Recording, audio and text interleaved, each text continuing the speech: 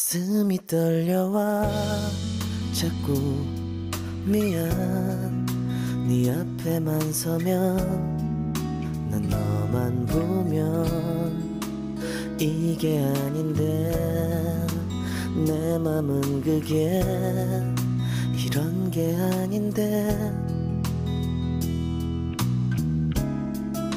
예쁘게 말하고 싶었지만 내 맘이 들킬까 난 겁이 나서 차라리 들켜서 내 맘을 네가 알아챘어야 해 널 사랑 hi good afternoon বন্ধুরা, welcome back to my channel. আমি সঞ্চিতা, তোমাদের কাছে নিয়ে চলে এসেছি আমার ছোট্ট চ্যানেল সঞ্চিতা সঞ্চয়। আজকে আমরা এসেছি চিড়িয়াখানা বেড়াতে। আর দেখো চিড়িয়াখানায় কত ভিড়, দেখো কত ভিড়, সবাই এখন ব্যস্ত হয়ে আছে। দেখো কত ভিড়। আমি কিন্তু একদমই এদিক ওদিক দেখতে যাইনি, আমি একটা শেল্টার নিয়ে দেখো বসে পড়েছি। আমাদের খাবার দাবার সব কিছু এখানে রাখা আছে আর আমি এক জায়গায় নিয়ে বসে পড়েছি, কারণ প্রচণ্ড পা ব্যথা করছে আর এত ভিড় ঠেলে যেতে পারছি না, তাই জন্য এখানেই বসে গেছি আমি আর আমার মেয়ে দুজনে। তো বন্ধুরা দেখো, সকালবেলা উঠেই কিন্তু আমি আজকে যেহেতু বেড়াতে যাব সেহেতু আমি কিন্তু একটুখানি রাইস করে নিয়েছি। আর আমি তো তোমাদের বলেইছিলাম যে আমাদের একটা ফ্যামিলি ট্যুর হয়, আর সেই জন্য আমরা কিন্তু আজকে রেডি হয়ে গেছি আর রাইস করেছি। তা আমরা তো আজকে গেলাম চিড়িয়াখানায় এসেছি। আর দেখো চিড়িয়াখানাতে এত ভিড় হয়েছে যে পা রাখার জায়গা নেই।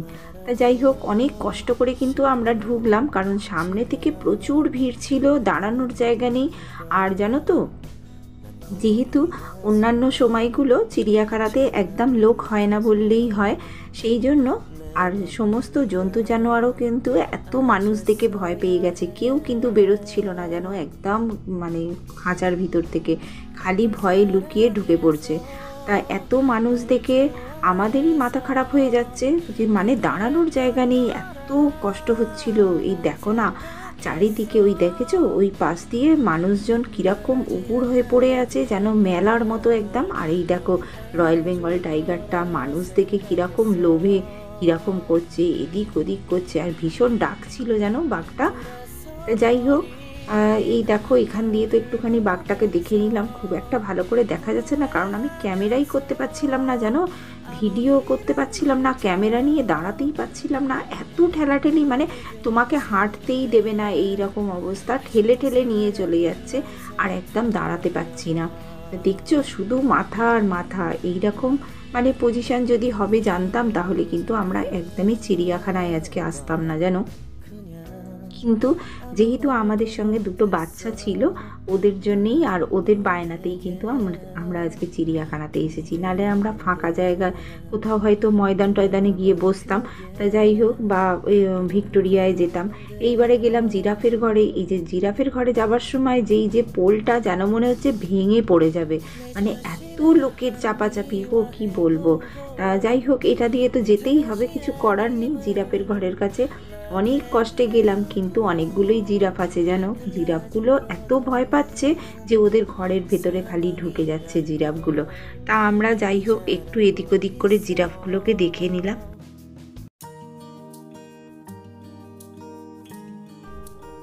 এরপরে চলে এলাম পাখির ঘরের কাছে। আর এই যে ম্যাকাওগুলো না কি ডাকছিল যেন মানুষ দেখে। আর এই দেখো জিরাফের ঘরের কাছে এসে দাঁড়িয়েছি। জিরাফগুলো কিন্তু অনেকগুলো জিরাফ আছে যেন, প্রায় 4-5টার মতো জিরাফ আছে। তা এই জিরাফগুলো বেরোচ্ছে কিন্তু ভয়ে না আবার ঢুকে যাচ্ছে। এটা কিন্তু একদম ছোট বাচ্চা জিরাফ, ওই কদিন আগেই বাচ্চা হয়েছে সেই জিরাফটা। তা এই দেখো আমরা কিন্তু এখানে দেখে নিচ্ছি, আর শুধু মাথা আর মাথা। যাই হোক, এই সমস্ত দেখে কিন্তু ওরা খুব ভয় পাচ্ছিল। তারপরে আস্তে আস্তে সবই একটু একটু করে দেখে নিলাম। তবে একটা কথা কি জানো তো, চিড়িয়াখানায় কিন্তু আগের মতো আর পশু পাখি নেই, অনেক কমে গেছে। কারণ কি জানি না,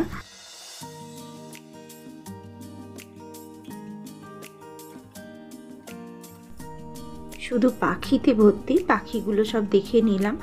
আর তোমার অনেক জন্তুরই কিন্তু নেই জানো, যেমন ভাল্লুক টাল্লুকগুলো সব তো দেখতেই পাইনি কিছু, কারণ এত মানুষের ভিড়, সেই ভিড় ঠেলে কিন্তু আমরা মানে সামনের দিকে যেতে পারছিলাম না। যাই হোক, জিরাফের ঘরের পাশ দিয়েই কিন্তু বারবার এদিক ওদিক করে ঘুরে ঘুরে সব দেখতে হচ্ছিল। এইবার দেখো সেই জলহস্তিটা, সেইখানে জলহস্তিটা কিন্তু ডুবে বসে আছে, ওই দেখো জলের মধ্যে। দূর থেকে কিন্তু একদমই বোঝা যাচ্ছে না জানো, এত পিছন দিক থেকে ঠেলাঠেলি করছিল না যে ক্যামেরাটা পুরো মানে ভালো করে করতেই পারছিলাম না গো ভিডিওটা। এই দেখো না, তারপরে এখান থেকে বেরিয়ে গেলাম আমরা অন্য জায়গায়। এবারে এই দেখো বাঘটা ঘোরাঘুরি করছে, দেখতে পাচ্ছ? আর এই দেখো একটা হায়না, এই যে গাছ উল্কাচ্ছে, এই হায়নাগুলোকে কিন্তু নতুন নিয়ে এসেছে জানো, এগুলো কিন্তু আগে ছিল না। অনেক জিনিস ছিল না, সেগুলোকে নিয়ে এসছে, আবার অনেক জিনিস আছে সেগুলো কিন্তু দেখাও যাচ্ছে না এরকম। আর এই দেখো রয়্যাল বেঙ্গলটা কীরকম ঘোরাঘুরি করছে, দেখেছো? অনেকক্ষণ পরে কিন্তু একে ভালোভাবে দেখা গেল। আমরা অনেকক্ষণই ঘুরছি, এ কিন্তু সামনের দিকে আসছে, মানে চারিদিক আর ঘুরে ঘুরে বেড়াচ্ছে। এত মানুষ দেখে বোধহয় ওর খুব লোভ হচ্ছিল যেন। আর এই দেখো একটা সাদা বাঘ, এত পিছন দিক থেকে ঠেলছিল যে মানে ভিডিওটা ভালো করে করতেই পারছিলাম না যেন, তাই জন্য দেখো কীরকম নড়ে যাচ্ছে।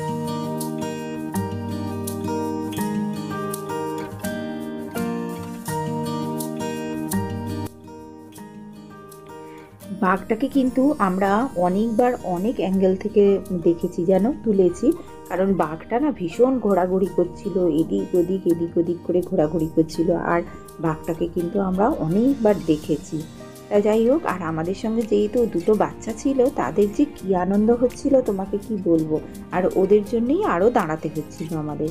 এই দেখো পিককটাও দেখে নিয়েছি, পিককটাও আছে অনেকগুলো, কিন্তু জানো তো চিড়িয়াখানাতে এমন কিছু সেরকম নেই দেখার জন্য। আর এত ভিড় ঠেলে ঠেলে পা ব্যথা করছিল, আমি কিন্তু একটা সেন্টার নিয়ে জানো তো বসে গিয়েছিলাম, আর ভালো লাগছিল না। এরপরে আমরা বললাম যে তাহলে আমরা বসে আছি, তোরা তোদের মতো ঘুরে আয়, কারণ ওদের সঙ্গে দুটো বাচ্চা আছে, ওদের তো খুব আনন্দ হচ্ছে না, আর আমাদের না একদমই ভালো লাগছিল না। আর জানো তো ব্যাগের মধ্যে খাবারগুলো ছিল কি ভারী তোমাকে কি বলবো, সেই ব্যাগগুলো টেনে টেনে নিয়েও যেতে পারছিলাম না। আর আমার মাও তো বয়স্ক মানুষ, সেও কিন্তু হাঁটতে পারছিল না জানো, তাই জন্য এক জায়গায় কিন্তু আমরা বসে গেলাম আর বললাম সমস্ত ব্যাগগুলো তোরা এখানে দিয়ে যা, আর ব্যাগগুলো দিয়ে তোরা যা তাড়াতাড়ি করে দেখে আয়। তা ওরা দেখতে চলে গেল, আমার দিদিরা ছিল, তারপরে ভগ্নিপোত ছিল, এই সবাই মানে বাচ্চারা সবাই। তো আমার মা বসে আছে, মাকে নিয়ে এসেছি, মা এখন ভালো আছে, একটু সুস্থ আছে, তাই মাকেও নিয়ে এসেছি বেড়াতে। আর এই এত ভিড়ের মধ্যে তাই যেন মাকে আর কোথাও যেতে দিইনি, যেহেতু বয়স্ক মানুষ এখানেই বসে আছে, একটুখানি ঘুরেই এখানে বসে পড়েছে। কিন্তু তোমরা দেখতে থাকো, এরপরে আমরা আর কোথায় কোথায় যাই, তো চলো। এরপরে সবাই ওরা ঘুরে চলে এলো খাবার জন্য, কারণ অনেকটা দুপুর হয়ে গিয়েছিল জানো, প্রায় 2:30 বেজে গেছে, আর সবার খিদেও পেয়েছিল, তাই জন্য সবাই মিলে সিদ্ধান্ত নেওয়া হলো যে আমরা এবারে খেতে বসে যাই সবাই। তা সবাই এসে গেলে আমরা কিন্তু খেতে বসে গেলাম। তোমাদের তো বলেইছি যে প্রতি বছর কিন্তু আমাদের এই ফ্যামিলি পিকনিকটা হয়। তা এবারে আমরা কিন্তু এসেছি চিড়িয়াখানায়, যেহেতু সবাই খাবার করে নিয়ে এসেছি। পালং চিকেন,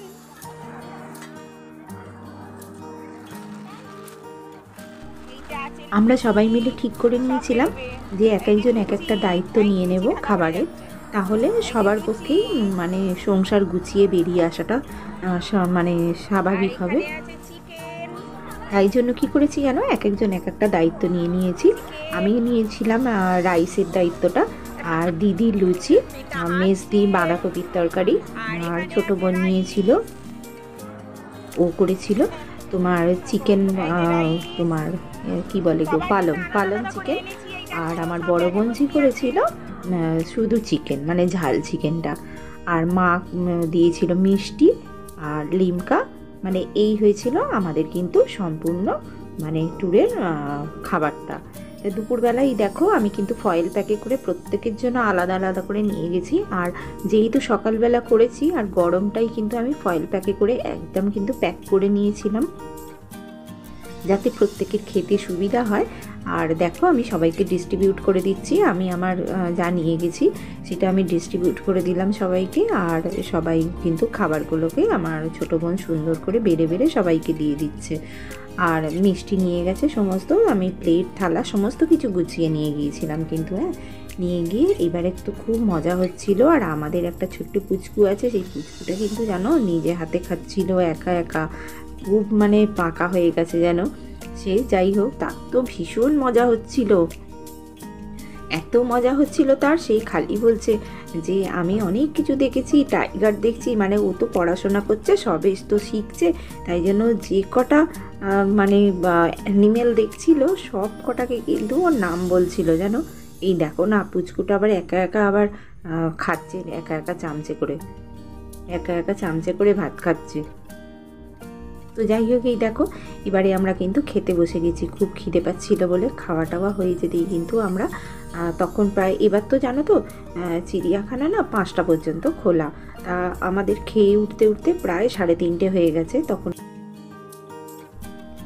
এবার খাবার শেষে ছোটো বোন কিন্তু সবাইকে লিমকা দিয়ে দিল একটু একটু করে, কারণ অনেকটা বেলাতে খাওয়া হয়েছে আর রিচ ফুড খাওয়া হয়েছে সেহেতু সবাই একটু করে লিমকা খেয়ে নিলাম। খেয়ে টেয়ে নিয়ে আমরা কিন্তু ওখানে বসে গল্পই করছিলাম যেন। তারপরে ওই 4:30 পর থেকে সব ওই যে সমস্ত গার্ডরা থাকে ওরা কিন্তু তুলে দিচ্ছিল, আর আমরা এবার রেডি হয়ে গেলাম বাড়ি আসার জন্য, উঠে পড়লাম। তখনও কিন্তু কি ভিড় যেন।